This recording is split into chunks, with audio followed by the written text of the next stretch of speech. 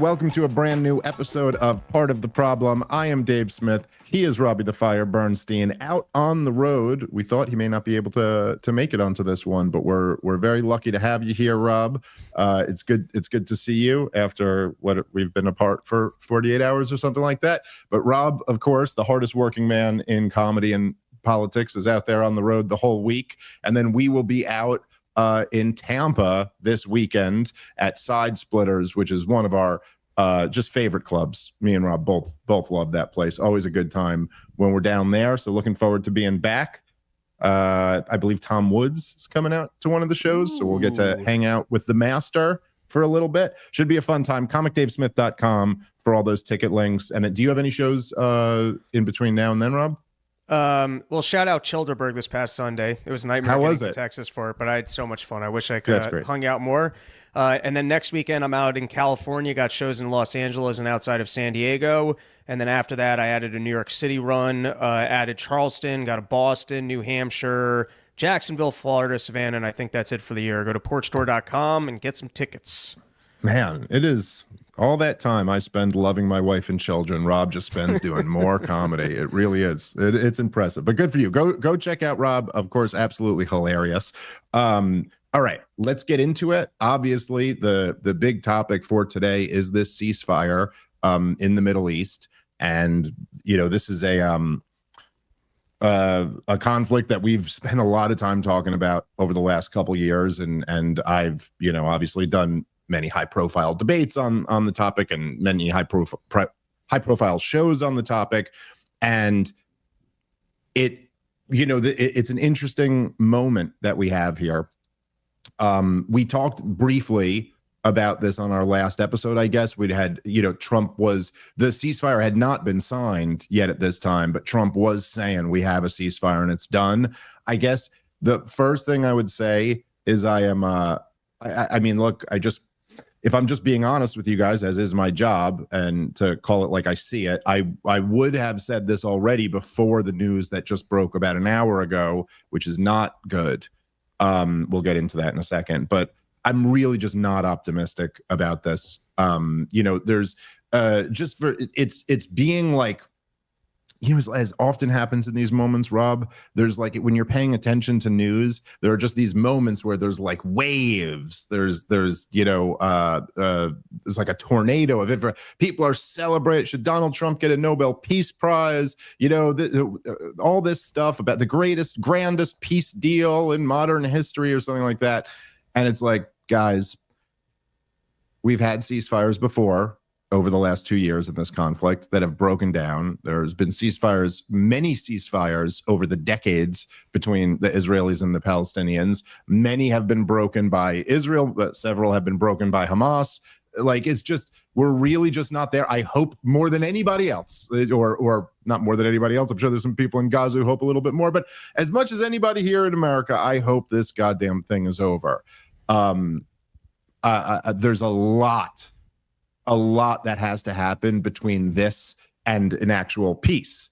And we can kind of get into that, because there's a major difference between a ceasefire and lasting peace.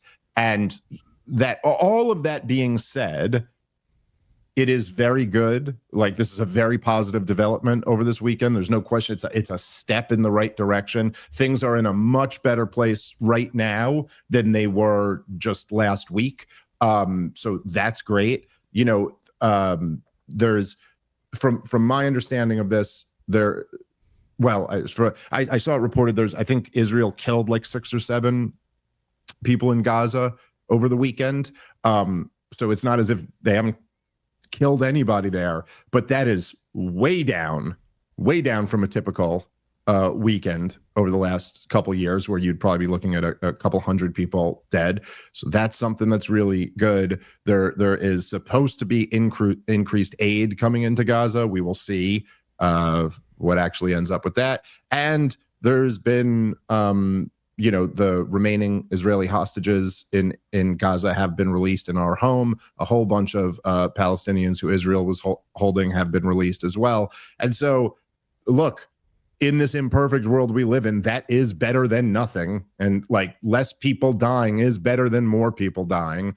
and hostages being returned are better than hostages being kept in captivity. So we should, be happy about that. But in terms of the short term, let alone mid or long term prospects for peace, there's just still a lot of obstacles here that I don't see how they're going to be addressed. So any thoughts you have, Rob? You got to love Donald Trump's closing energy, though, that he's already done full celebrations, signing ceremonies in the work as he pushes everyone along into it. Like, no, this is totally done. It's complete. We're good to go. And you got to admire it, I guess that's kind of how he pushes things forward. So in this case, hopefully it sticks. Otherwise, he's going to look like quite the asshole. Yes, but, there's a very interesting dynamic that you just touched on there, which is one of the things that's kind of unique about this moment.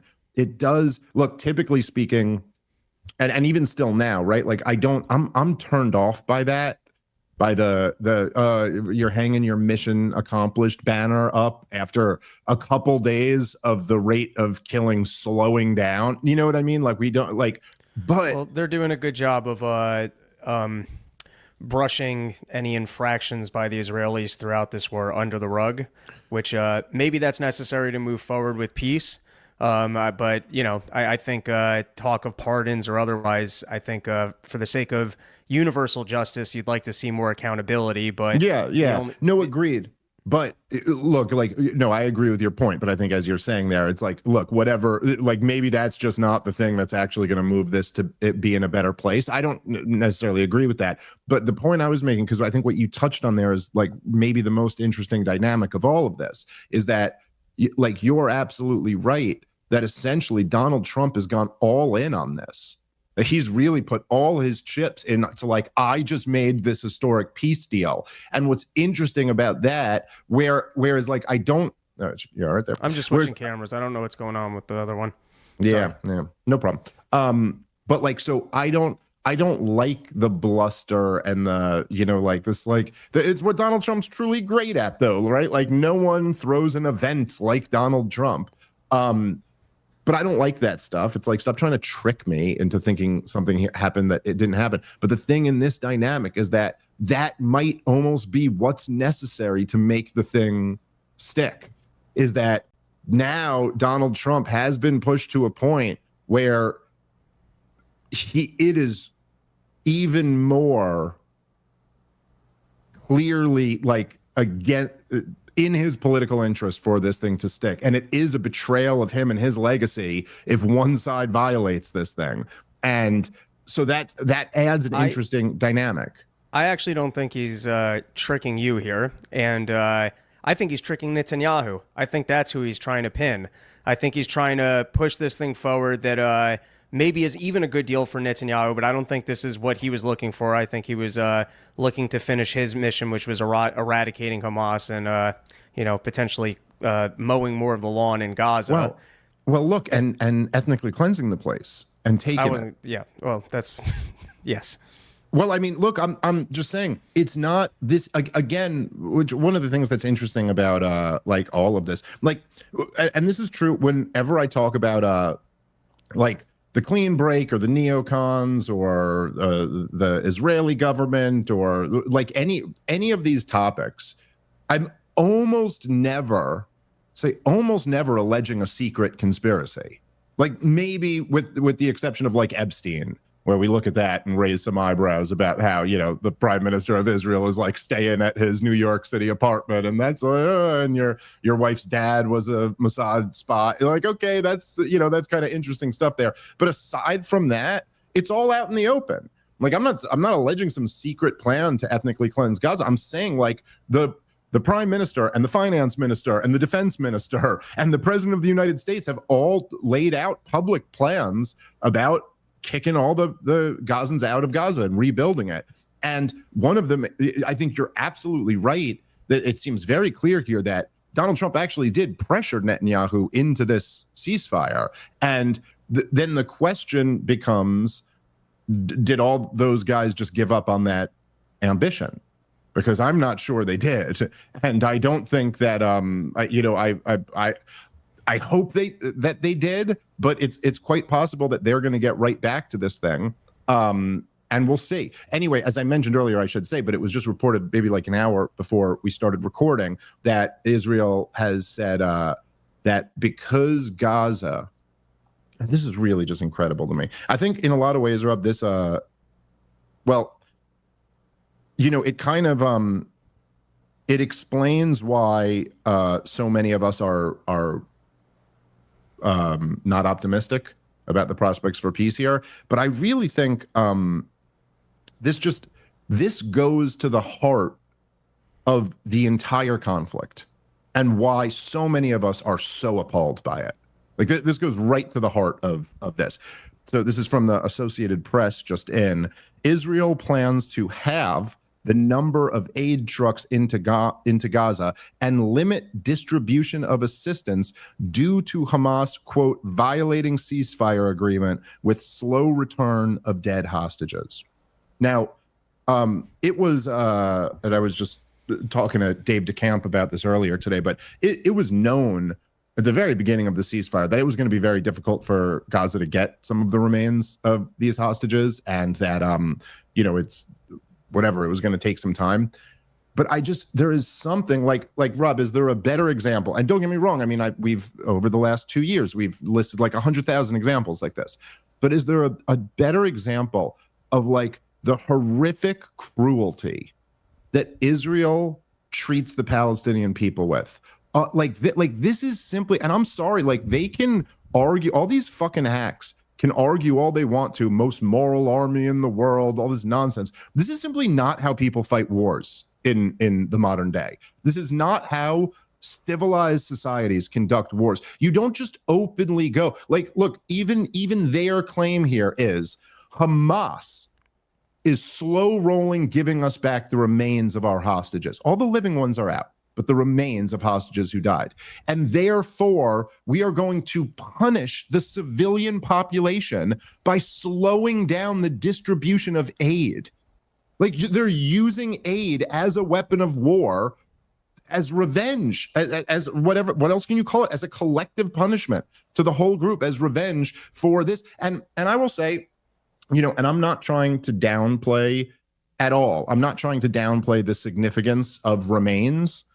This is something that like brings family members peace and closure, or at least something approaching that. I'm remembering this from high school, which is very rare on this show that I ever remember anything I learned in high school. But I remember learning about like how evolutionary biologists actually, that's one of the like metrics that they use to track when like Homo sapien man became man, is burying the dead and stuff like that. It's a very fundamental to humanity thing that we have like rituals, and it's all of every civilization ever has like their own way of like funerals and burials and services. So I'm not saying that's not important, but like how sick and perverse do you have to be to like value remains of a dead person over living people?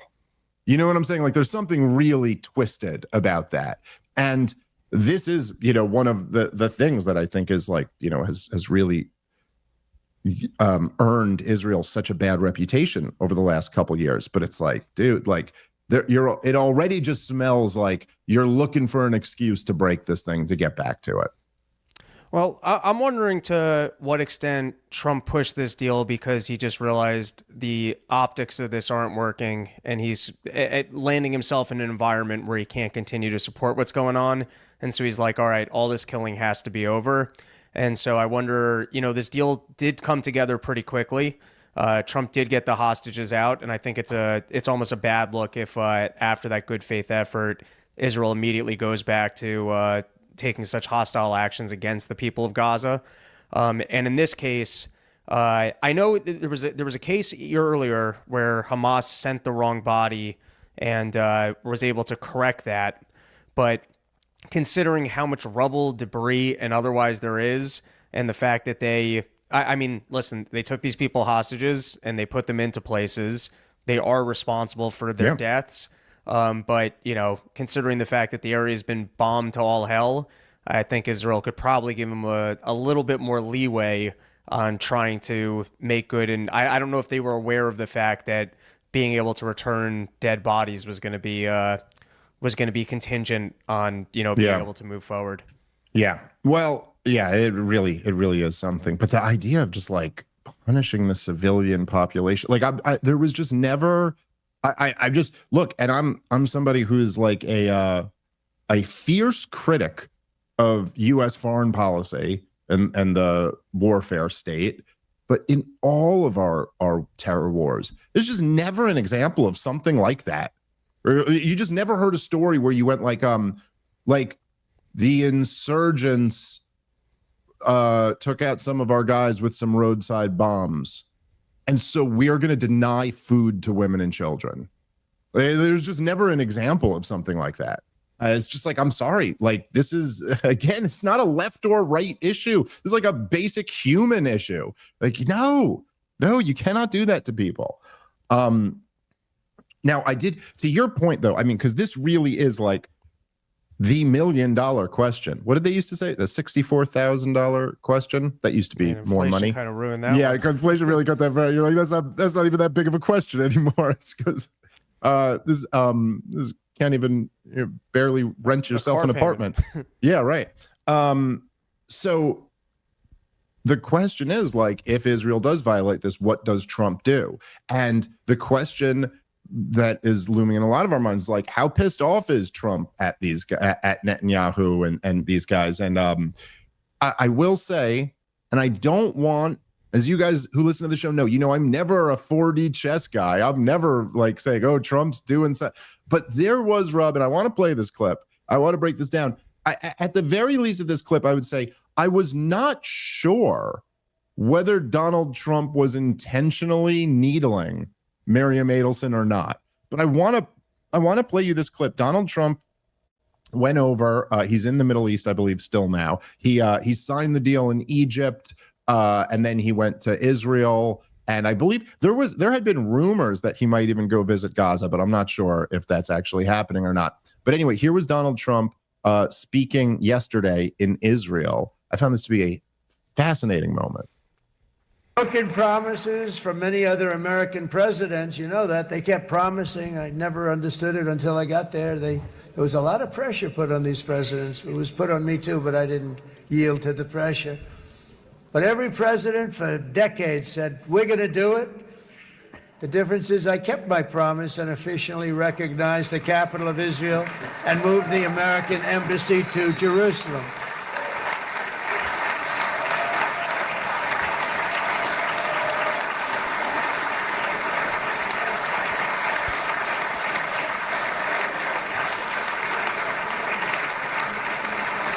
Isn't that right, Miriam?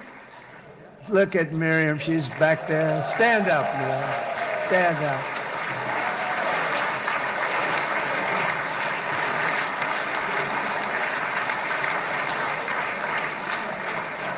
Miriam and Sheldon would come into the office. They'd call me. He'd call me. I think they had more trips to the White House than anybody else I could think of. Look at her sitting there so innocently. She's got $60 billion in the bank, $60 billion. And I think she's saying no more. And she loves Israel, but she loves it. And they would come in, and her husband was a very aggressive man, but I loved him. He was a very aggressive, very supportive of me. And he'd call up, can I come over and see you? I say, Sheldon, I'm the president of the United States. It doesn't work that way. He'd come in, but they were very responsible for so much, including getting me thinking about Golan Heights, which is probably one of the greatest things to ever happen to Israel.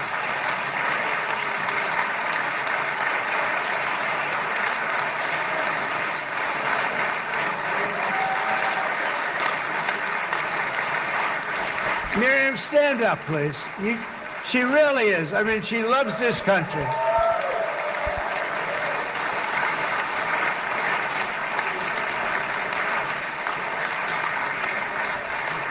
She loves this country. Her and her husband are so incredible. We miss him so dearly. But I actually asked her, I'm going to get her in trouble with this, but I actually asked her once, I said, so Miriam, I know you love Israel. What do you love more, The United States or Israel? She refused to answer. That might mean Israel. I must say.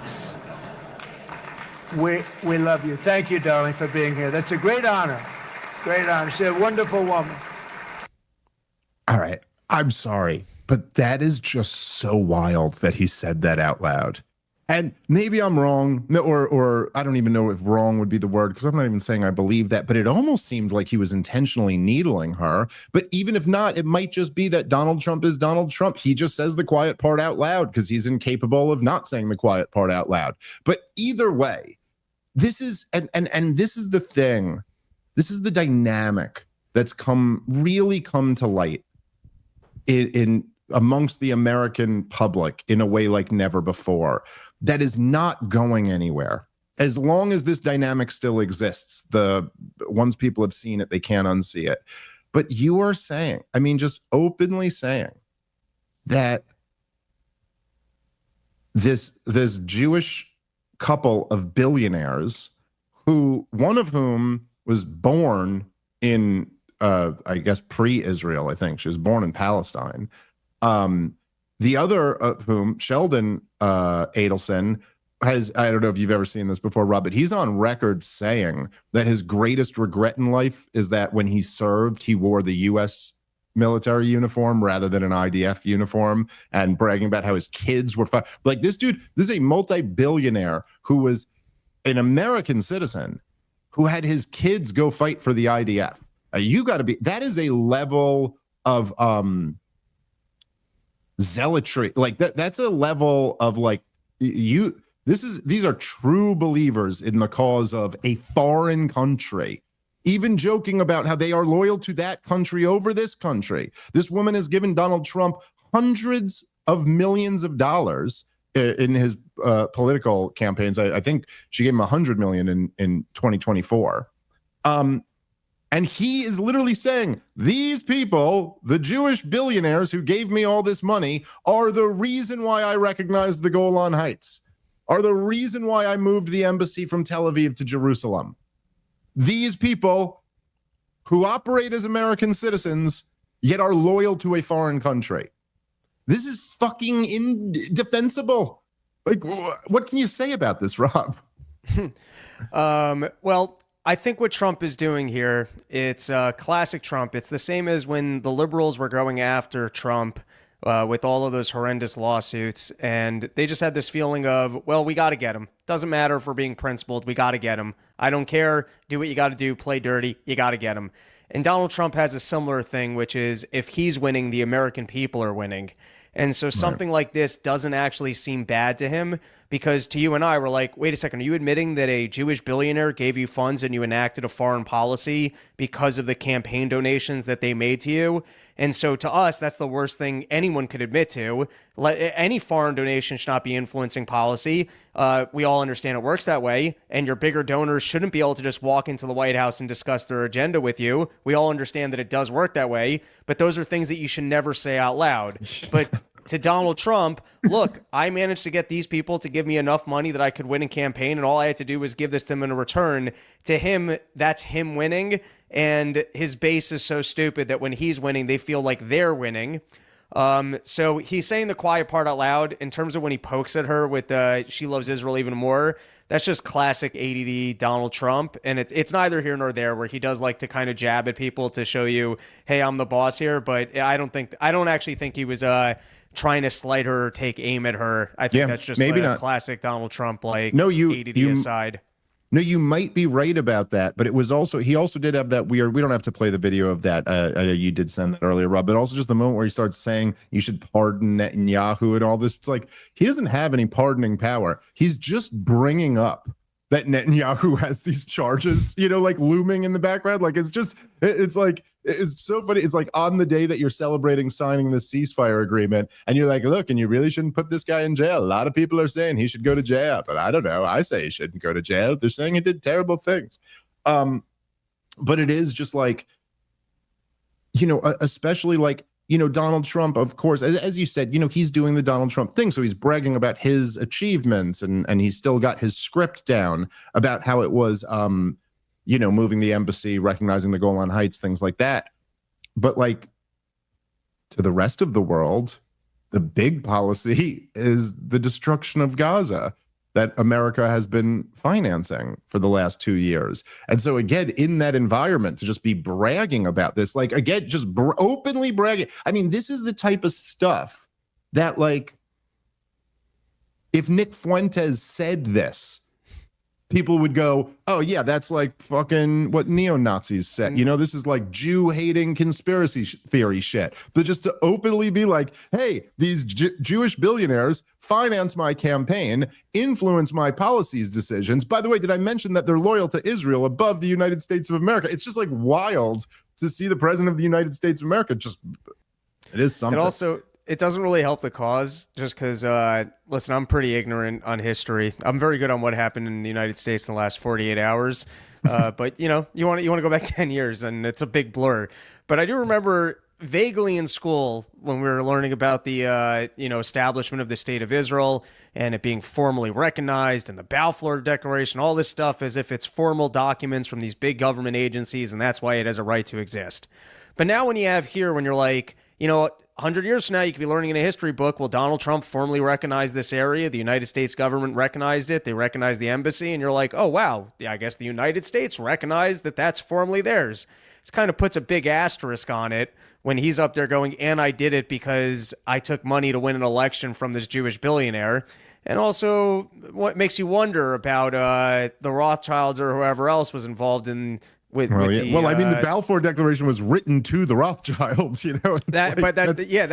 It just kind of furthers the asterisk a little bit of what does it mean when, outside government agencies that are not in that area are making formal decisions on behalf of the Jewish people who live in that area because of large sums and donations from private individuals. It doesn't really help the cause when you make these statements.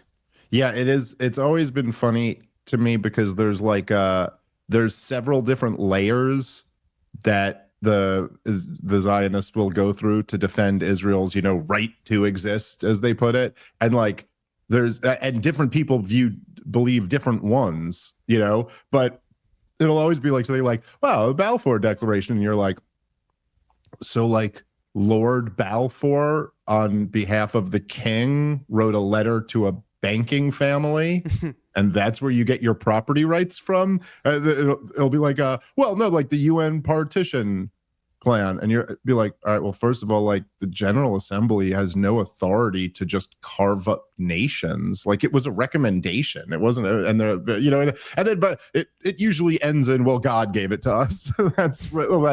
Ultimately we have a supernatural property right claim here. But anyway, yeah, it is all pretty wild. It has been one of the things that I think has been really fascinating, to me at least, watching on social media over the last couple days has been the reaction of the Israel supporters who are,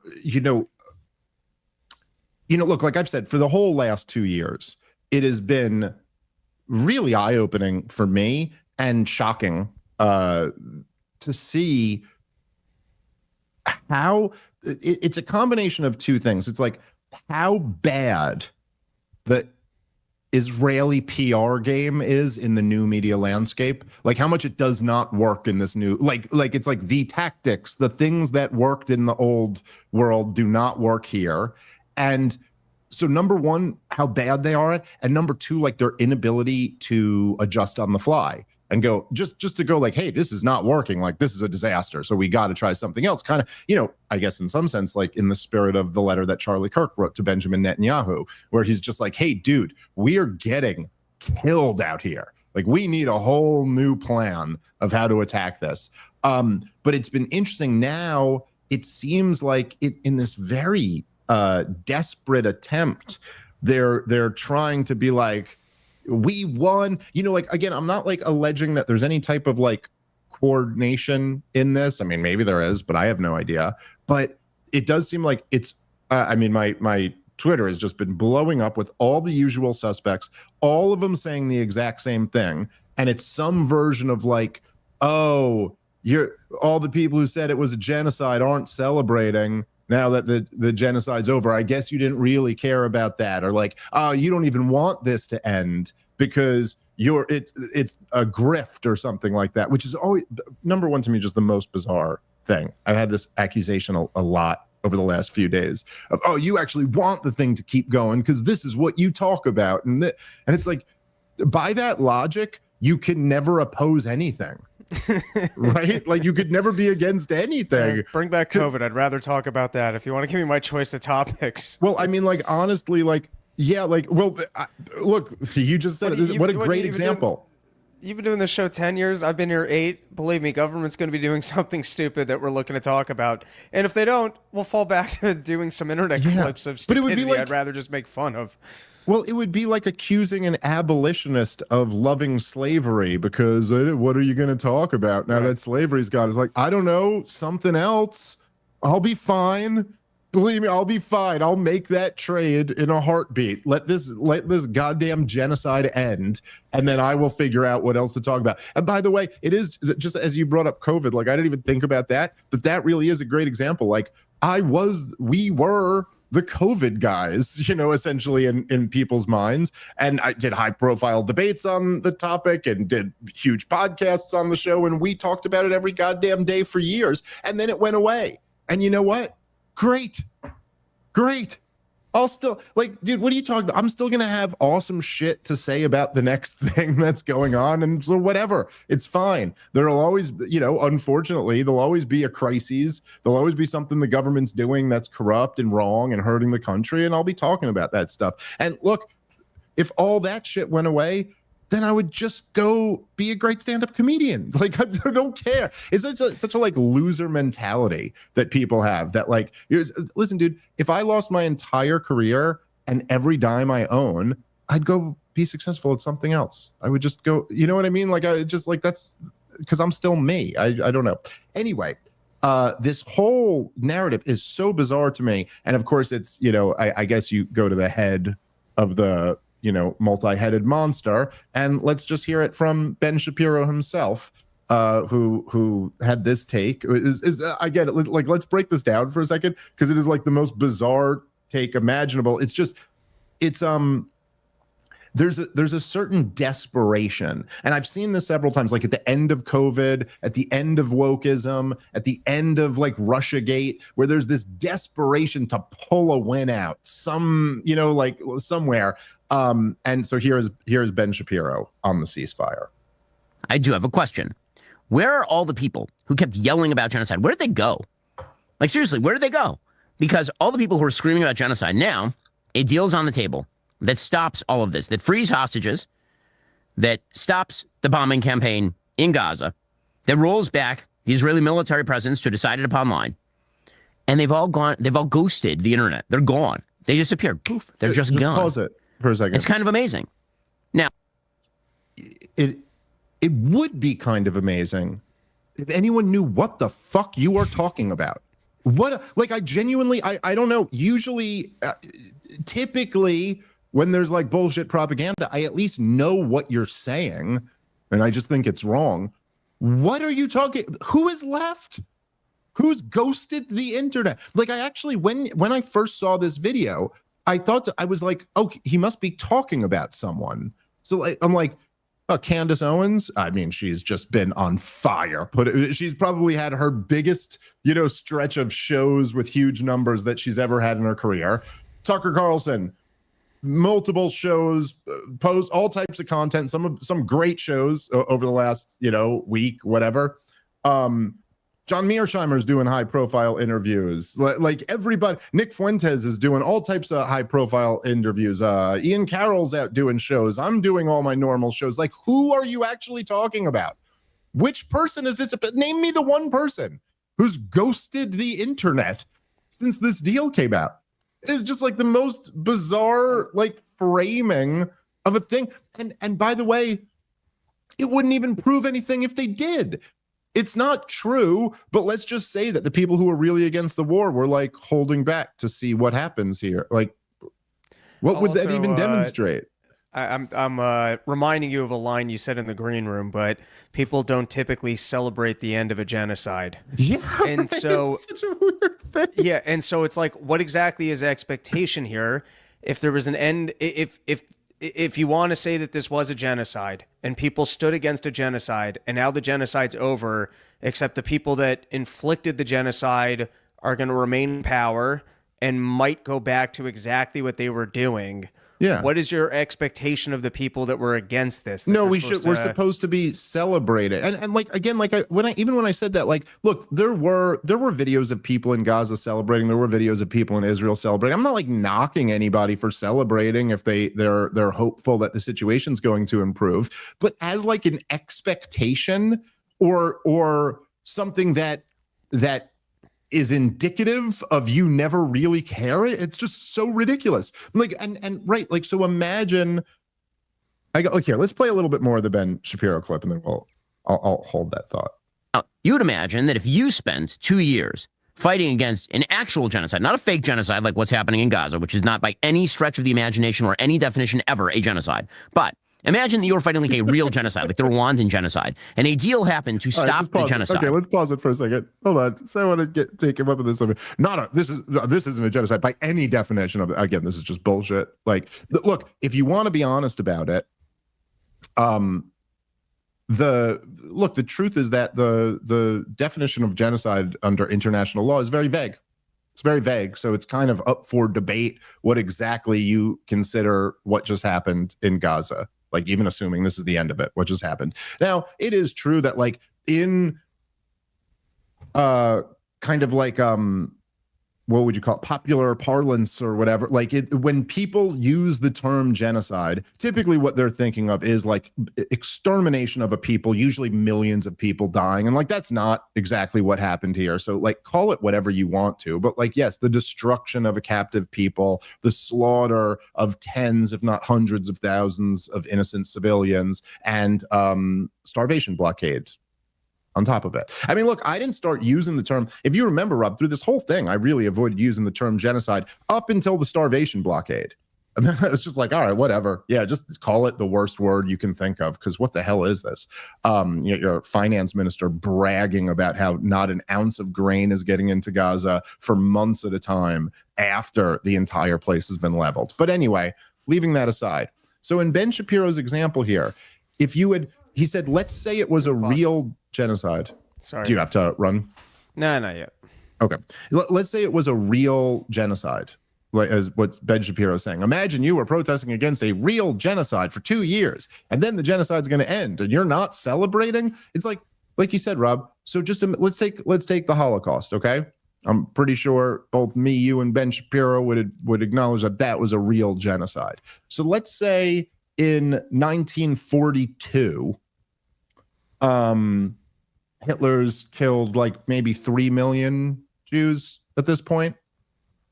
Let's say in 1942, there was an agreement reached to stop. Hitler stays in power, and Hitler still controls most of Europe, and he still controls the government that is ruling over millions of Jewish people, and he might go back to it. You don't know. Would you be celebrating that? Like, I don't know. It's just very weird. Look, honestly, I don't think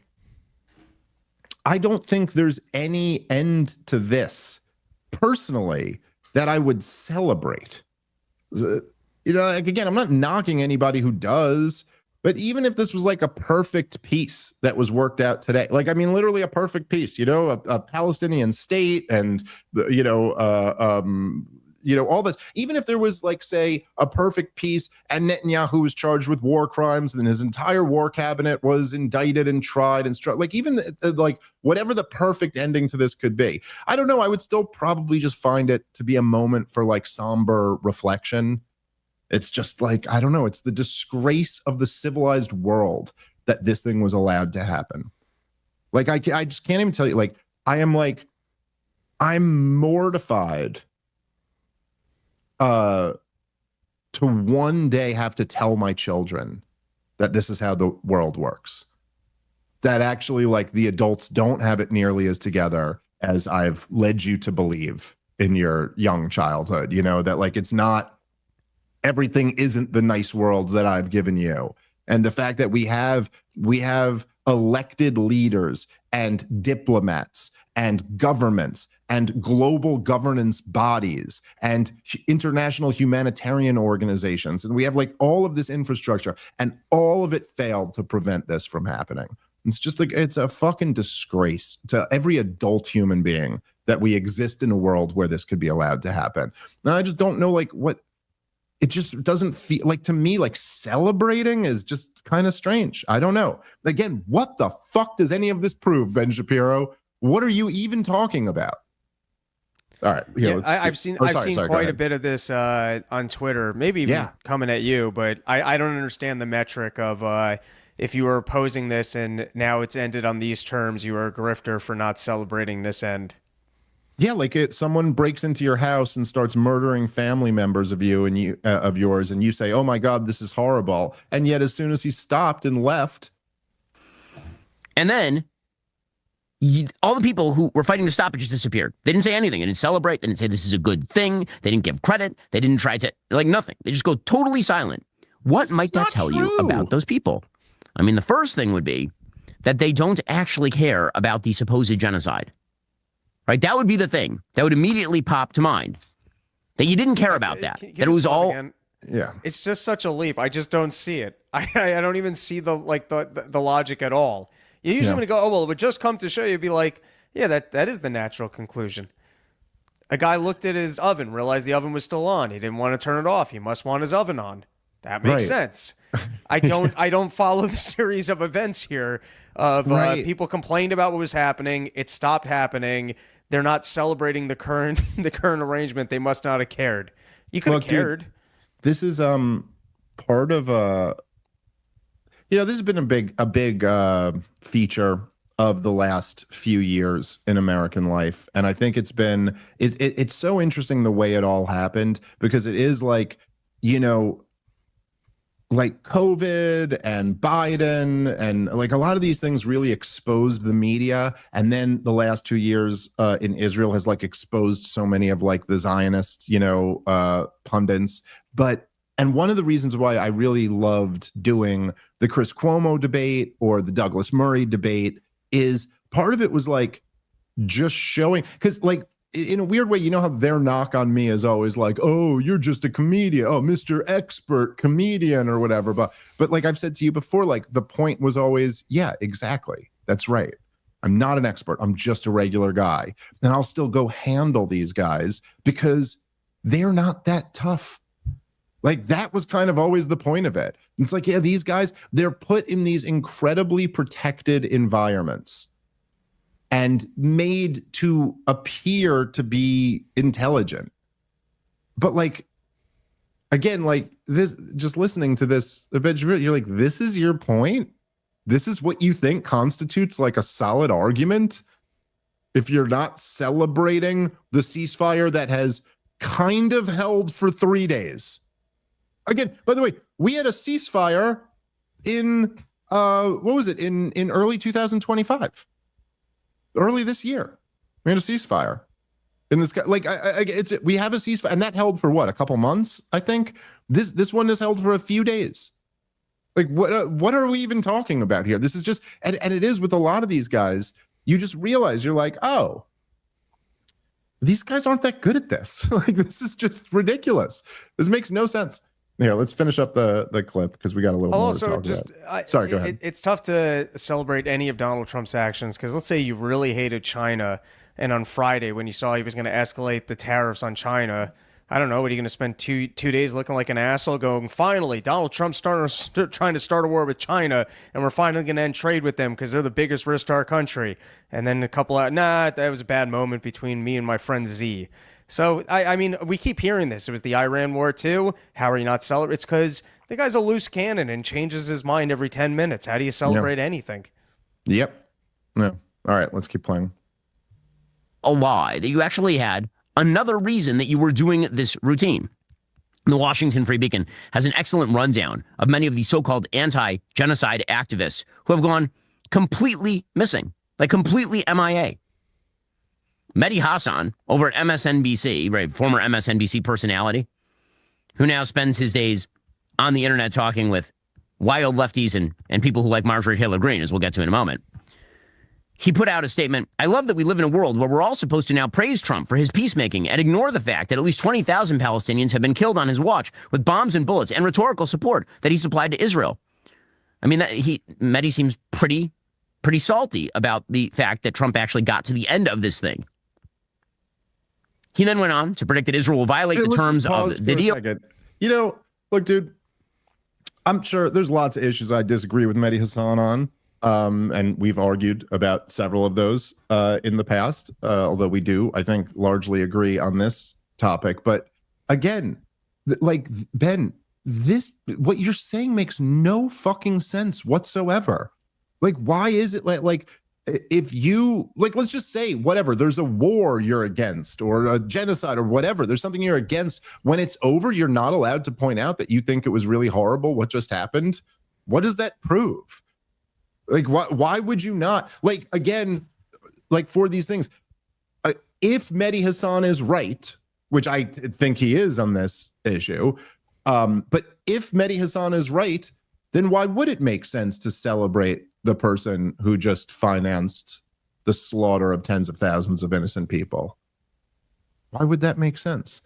Even if he stopped doing it, like, again, like, would you, like, if we're talking here for Ben Shapiro, let's speak your language, Adolf Hitler kills 6 million Jews. Let's say he stopped at 5 million and he just decided to stop. I shouldn't have done that. I'm done. And then I were to say, wow, Ben Shapiro's not celebrating Adolf Hitler. And in fact, he's still blaming him for the 5 million Jews he killed. What? Like, what world do we live in where that proves anything other than, yeah, this guy was against this. He was against what was being done to these people, and so he's still upset about that. This is just, anyway. Yeah, we don't even need to play the rest of this. It's just too dumb. I don't know. It's just, but anyway, I just wanted one example just to show you, like, this is how dumb what the fucking Zionists are saying. And it is, look, it's just a large dose of cope. You know, it's all like, dude, I was mentioning the other day that poll that had who do you sympathize with, Israel or Palestine, and the pre-October 7th poll was plus 48% for Israel, and the post or the most recent one is plus 1 for Palestine. These guys, it is like almost impossible to overstate what a collapse of public support there has been for Israel across the world. This isn't just in America, but it really matters in America because we are the world empire who props them up.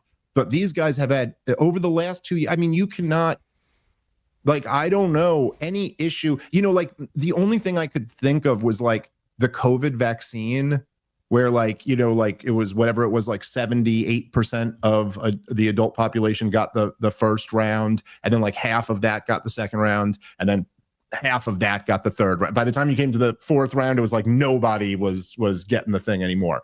But that was also a little bit different. It was a mutating virus that had also become much less deadly by that point. And so even the issue of the vaccine aside, people just weren't afraid of the vaccine. Once Omicron and then all the after Omicron variants, like COVID's still here. You know what I mean? People say, but just no one cares anymore. It's not that serious.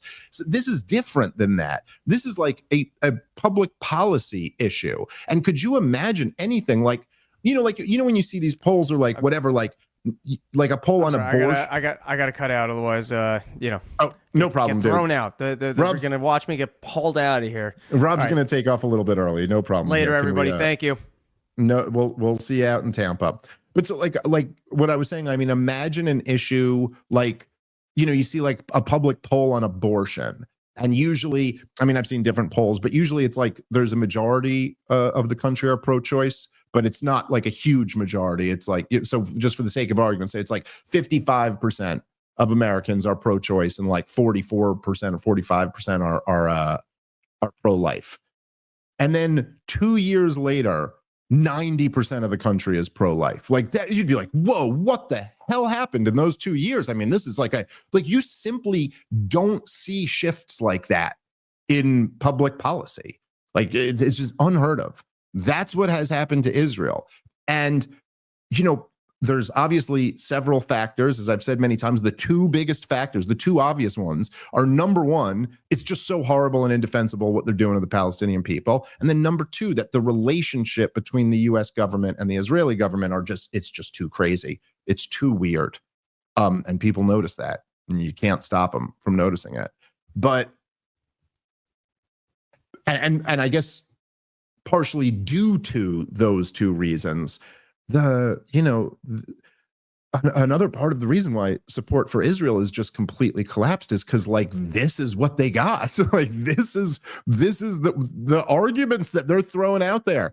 Their propaganda is so bad, and it's still kind of shocking to me. All right, let's before we wrap up, let's play the Mark Levin clip, because I also did think this was of some value, and in some ways perhaps even kind of an answer to Ben Shapiro. So let's check in with Mark Levin. Time is right with the Trump peace plan to use this historic achievement to go to the next level, to protect us, to protect the West. That is, challenge the root cause of the problem, Islamist terrorism. And to be clear, I believe the only leader who can do this, who is bold, courageous, strategic, and have a real shot at making it work, is President Trump. Our State Department keeps a long list of terrorist organizations and the countries they are operating within. Beyond that, we know where the major actors are based. You can go online and see on the internet. Many very good groups, research groups, think tanks. They've laid it all out. It's right there. Of course, they're not only in the Middle East, these terrorist organizations, but many are. And it's a good place to start, particularly since we have this outstanding foundation, this platform, the Trump peace deal. The president is singularly qualified and capable of extending his diplomatic, economic, and yes, military reach into these countries, where he has built special relationships to begin the difficult and complex process of unraveling, starving, isolating, and eliminating these terror operations. Some of these countries will welcome such an initiative, as their monarchies or their military dictatorships fear for their own survival, because these terrorists seek to overthrow several of them. I'm thinking of countries like Jordan and Egypt, among others. Some will resist because they're harboring terrorists, or have been funding terrorists, or somehow promoting terrorists, and have relationships and understanding with terrorists, such as Qatar, such as Saudi Arabia. Yes, name them. So this shit is really unbelievable. And it's hard to overstate how sick these people are and how much of a cancer they are on the rest of society. I mean, this is Mark Levin. This is, hey, we should be celebrating this peace deal. And now that we have a peace deal, it's the opportunity for war. A whole new war on terrorism. That's what Mark Levin calls for. What will the theaters of these wars be? I don't know. How about Jordan, Egypt, Saudi Arabia, the UAE, for starters? Like, I'm sorry, like, these people should be deported to Siberia or something. It's like, do you ever not want to fight a war? Is there ever a time that you don't want to be at war? Like, if these people had their way, we will just fight wars forever. Always. And that is, unfortunately, these people kind of are having their way. They kind of are. I just don't even know what to say about that. In this moment now, after 20 plus years of terror wars, well, we're still back in a proxy war against Russia. We've been financing the destruction of Gaza. That is maybe stopped. We're a couple days into a ceasefire agreement. It really is just something. Anyway, I guess at the end, it's like, I don't think this is over. I hope I'm wrong about that. I don't think this is over, and I don't think that I don't think that Benjamin Netanyahu or even the members of his government who are a couple clicks to the right of him, like Smotrich, I don't think that they're just going to abandon their plans to annex and ethnically cleanse Gaza. We'll see. Maybe they will make the judgment that they can't get away with it now. I hope so. But I'm not convinced of that. But I think the fundamental problem, even if we were able to say like end this war and have some type of like ceasefire that really sticks for a while, and let's say that's the end of the destruction of Gaza. And I'm saying like best case scenario here, more aid gets in, the killing stops. This latest chapter, that is these last 2 years, is over. But then you go right back to the October 6th realities, which were that there's still this brutal military occupation. The Palestinians are still kept stateless in kind of a permanent refugee status. And Israel still gets unconditional support from the global empire, which is the USA. And in that case, with no foreseeable path to a two-state solution or a one-state solution, you still have the same dynamics and the same problems. And so it's just, from my perspective, again, not as a Palestinian or an Israeli, I have the radical idea that I ought to approach this from an American perspective. I don't know. I don't see that much to celebrate. I'm hopeful. I hope things get better. And I think this is an improvement, so that's good. And, there's something I remember, I'm pretty sure it was Aaron Matei who said this. And I hope I'm right about that. I can't remember, but I would like to give him credit for it, because I always thought this was just like a good way to say it. But he said, and I might be butchering this slightly, but he said that the Israeli justification of the destruction of Gaza requires you to believe that nothing could justify October 7th, and October 7th justifies anything. You get it? Like, it's like 60 years of brutal military occupation cannot justify October 7th. Like, okay, I'm with you on that, actually, right? It can't justify that. But October 7th could justify something 1,000 times worse than October 7th. And like, you kind of got to pick one or the other. And I do think that, look, the obvious next thing here that has to happen in order for there to be a real chance for an improvement in this situation is, and I want to be clear what I mean when I say this here, but it's that Netanyahu has to go.